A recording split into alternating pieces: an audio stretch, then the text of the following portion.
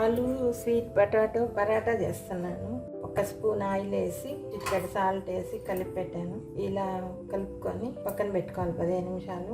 Boil చేసిన sweet potato ఒక 2, ఆలు ఒక 2 తురిమి పెట్టుకోవాలి. అంతా ఇలా తురుముకొని సాల్ట్ మన టేస్ట్ని బట్టి వేసుకోవాలి. చిల్లీ ఫ్లేక్స్, ఇది సరస్వతి ఆకుల పొడి, పిల్లలకి జ్ఞాపక శక్తి బాగా ఉంటుంది. అన్నిట్లో కొంచెం కొంచెం వేసుకోవచ్చు. సరస్వతి ఆకు పొడి వేస్తున్నాను. ఆరిగాను, జీరా పౌడర్, ధనియా పౌడర్, కొంచెం పెప్పర్ పౌడర్, ఇది చాట్ మసాలా అన్నీ వేసి కలుపుకుంటాము.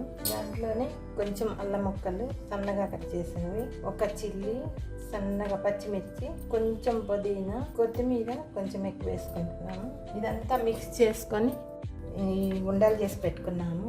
గోధుమ పిండిని కలిపి పెట్టుకున్నాం కదా, ఇలా చేసి దీని లోపల పెట్టేసుకున్నాము. స్టఫింగ్ చేస్తాము. ఇలా స్టఫింగ్ చేసి దీన్ని ఇలా క్లోజ్ చేసుకోవాలి.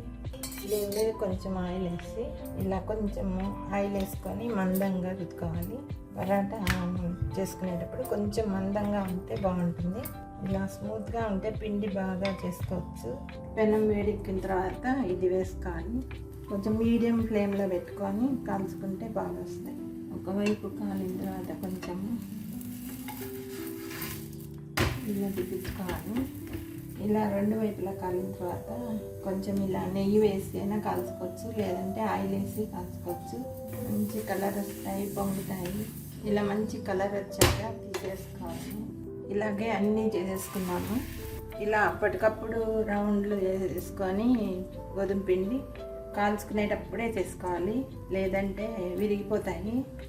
ఇలా పరాటాలు చేసుకొని మనం టమాటా సాస్తో, పిల్లలకైతే, పెద్దవాళ్ళు అయితే మనం టమాటా చట్నీ కానీ పప్పుల చట్నీ కానీ దేనితోనైనా తినచ్చు. బాగా పొంగి ఇలా బాగా పొరలు వచ్చాయి. నేను చేసింది మీకు నచ్చినట్టయితే ట్రై చేసి చూడండి. ఎలా ఉందో చెప్పండి.